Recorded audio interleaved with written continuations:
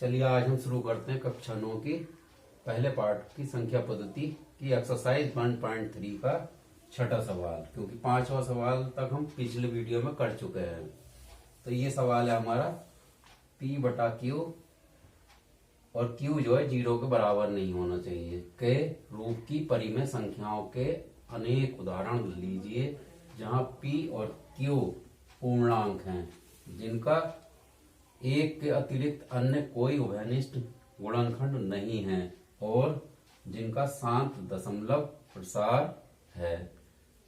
क्या आप यह अनुमान लगा सकते हैं कि Q को कौन सा गुण अवश्य संतुष्ट करना चाहिए?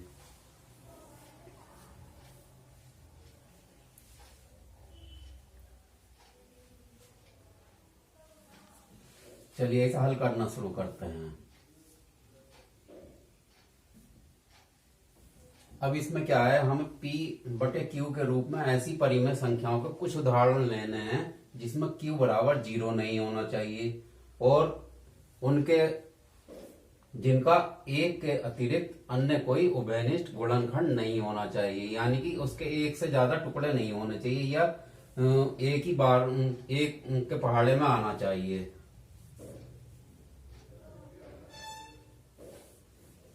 अब देखिए, तो हम ऐसे कुछ उदाहरण लेते हैं जो P बटे Q के रूप में होने चाहिए और Q जो है 0 नहीं होना चाहिए और जिनका गुणनखंड एक के अतिरिक्त ना हो कोई और P और Q एक पूर्णांक होना चाहिए। तो हम ऐसे ही कुछ उदाहरण ले लेते हैं जो कि हैं 7 बटे 2, 11 बटा 5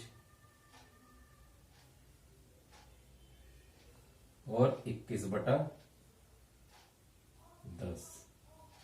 और अब इन्हें हम हल करते हैं और आपको दिखाते हैं कि जो ये परिमेय संख्याएं हैं उन P बटा Q के रूप में हैं। तो इसे हल करते हैं हम।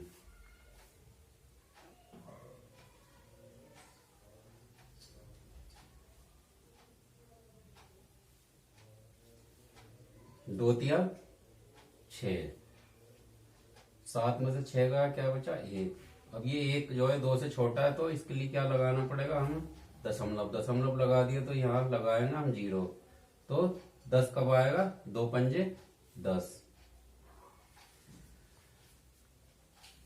तो अब क्या बचा, 10 में से 10 गया कुछ भी नहीं। तो ये किस प्रकार का दशमलव प्रसार है,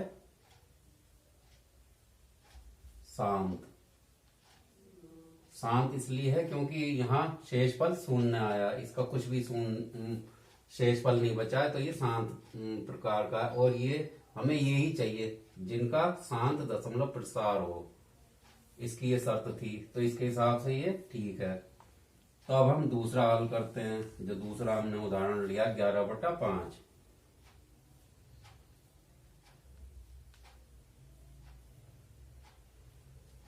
पांच दूना 10, 11 में से 10 गया कितना बचा 1 और 1 जो है 5 से छोटा है तो क्या लगाएंगे यहाँ दशमलव और यहाँ बढ़ाएंगे 0। तो 5 कब आएगा, 5 से 10 कब आएगा, 5 दूना 10। तो अब क्या बचा यहाँ, कुछ भी 10 में से 10 गया क्या 0 बचेगा, कुछ भी नहीं बचा। तो ये जो हमने उदाहरण लिया ये भी कैसा है, शांत दशमलव प्रसार है। अब ये हमारा है तीसरा उदाहरण 21 बटा 10। सॉरी, हाँ 21 अंश अंदर और हर बाहर। तो 10 दूना 20, 21 में से 20 गया कितना बचा 10, 1 बचा। तो 1 जो है 10 से छोटा है, क्या लगाएंगे यहाँ दशमलव लगाया तो यहाँ बढ़ाएंगे 0। तो 10 से 10 ही कम 10। अब क्या बचा यहाँ शेषफल 0। तो ये कैसा है हमारा, शांत प्रवृत्ति का है। ठीक है, अभी हमने 3 उदाहरण लिए और तीनों जो है पूर्णांक हैं और इनका कोई भी दूसरा गुणनखंड नहीं है, एक के अलावा कोई और गुणनखंड नहीं है, और इनका दशमलव प्रसार क्या है, शांत प्रवृत्ति का है।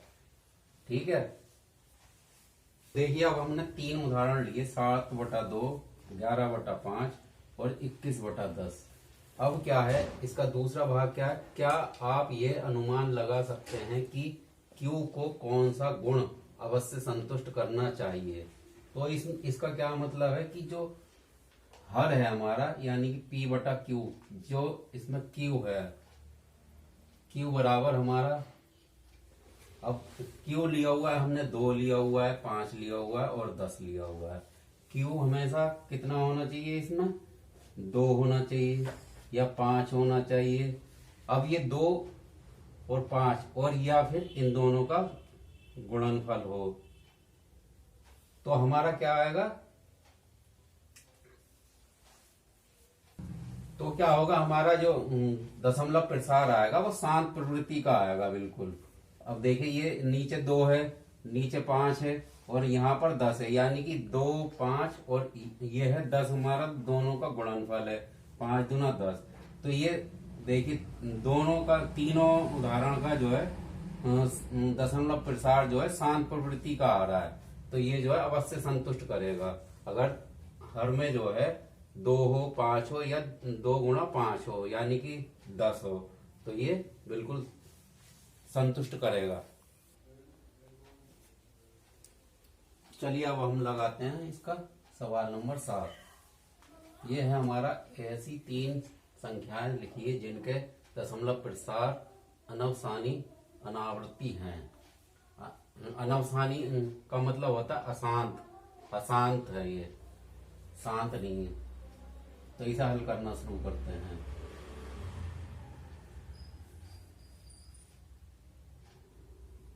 ऐसी हम कोई सी भी 3 संख्याएं ले लेंगे।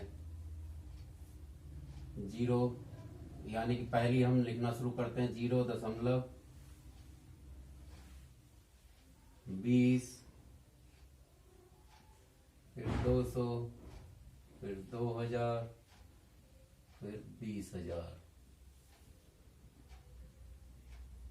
अब ये देखिए इसमें कोई, एक तो ये अशांत है और दूसरा जो है अशांत इसलिए है क्योंकि इसकी किसी भी संख्या का पुनरावृत्ति नहीं होगी, या शांत दशमलव प्रसार है।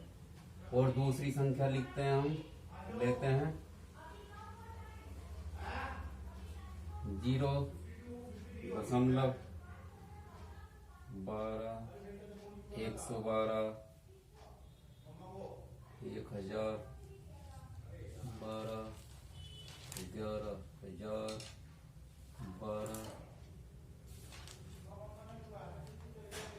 और ऐसे ही ये अनंत तक चली जाती है। क्योंकि हमें 3 उदाहरण लेने हैं तो हम ये तीसरा भी लेते हैं। 0.10, 20, 30, 40, 50, 60, और ये कहाँ अनंत तक जाती है, ये कहीं भी खत्म नहीं होगी। ये जितना भी हल करेंगे इसे और आगे तक चलती चली जाएगी, इसलिए ये क्या है, अनवसानी अनावर्ती है, यानी कि अशांत दशमलव प्रसार है ये। तो ये इसका हमारे क्वेश्चन नंबर 7 भी हल हो गया है। अब अगले सवाल हम अगली वीडियो में लगाएंगे।